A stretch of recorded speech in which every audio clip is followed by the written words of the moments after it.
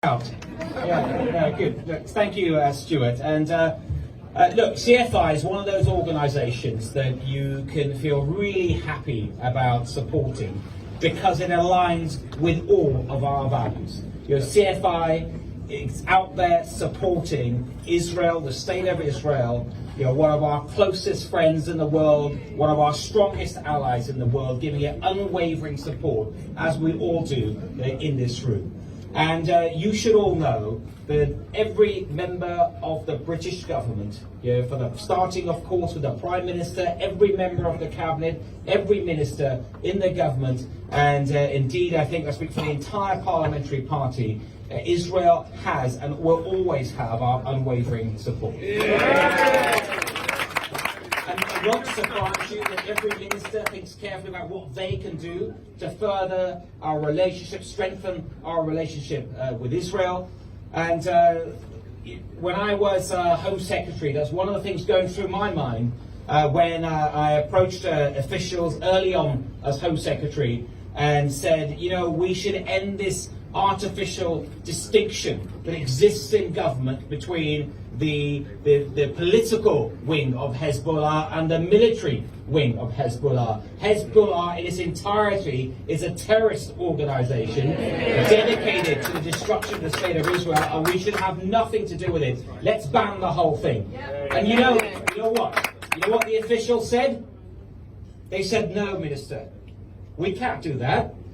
We can't do that because we've got a long-standing policy, and what about our relationship with Lebanon and all these things? And you know what I told them? I told them to get stuffed. We did it anyway.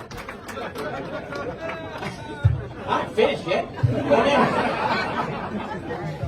Actually, by the way, with Hezbollah, just one of my first acts as Chancellor was to extend that ban further and to include an asset freeze on the entire organisation of Hezbollah, something we did just a few weeks ago. But also as Home Secretary, a few months after that ban, I went to Israel. And as well as the meetings you would expect me to have with the Prime Minister of Israel, with the Palestinian Prime Minister and others, I said to my officials, while I'm there, I want to go to the old city of Jerusalem, and I want to see the big holy sites in the old city. I want to go and see for myself.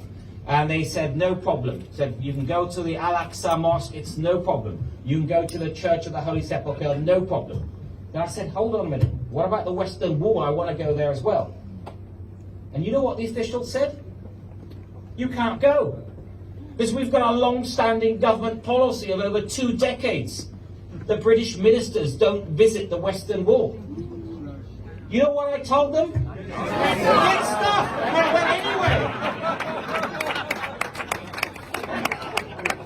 I think you're getting a sense of how I do government. But just to finish, on that same visit, I met Israeli after Israeli, whether they were a politician, a business person, a member of the public, that was so concerned about what was going on in Britain at the time and the prospect of who, at the time, could be the future Prime Minister of the UK. They were so concerned. In this day and age, Jewish people, whether in Israel and especially here at home, being concerned in this day and age about the prospect of an anti-Semite like Jeremy Corbyn becoming Prime Minister.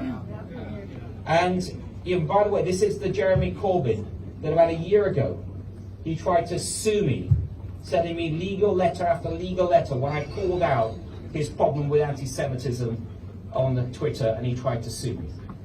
And you know what I told him, by the way? What did I tell him? Yes! That's exactly what I did. But the good news is that since that visit to Israel, we of course have had our general election last year, and not only did we secure the biggest Conservative majority since Margaret Thatcher's time and an incredibly bright future for our great country, but we also had the British people tell Jeremy Corbyn to get stuffed.